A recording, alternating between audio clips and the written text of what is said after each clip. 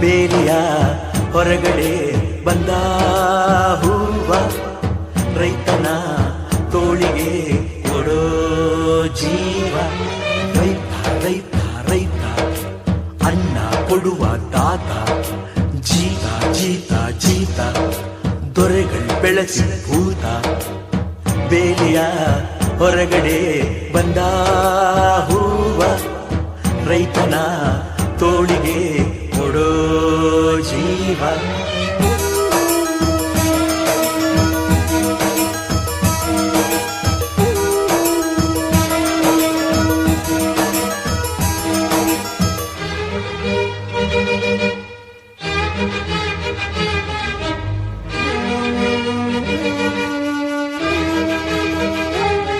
ಜಗದ ಸೃಷ್ಟಿಯಲ್ಲಿ ಎಲ್ಲೋ